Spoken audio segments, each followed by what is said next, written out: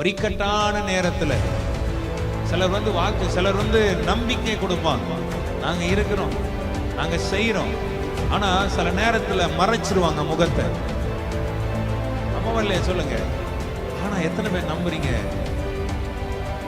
இனி நீ மனுஷ முகத்தை பார்க்கவத, இனி உனக்காக ஒருவர் எப்பொழுதும் தம் முகத்தை வெளிப்படுத்த காத்திருக்கிறார் பார்.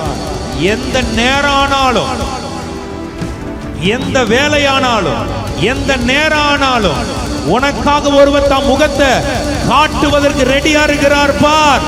அவரை நோக்கி இன்னைக்கு பார். அதனாலதான் வேதம் சொல்ல, அவர்கள் அவரை நோக்கி பார்த்து பிரகாசம் அடைந்தார்கள், அவர்கள் முகங்கள் வெட்கப்பட்டு போகவில்லை.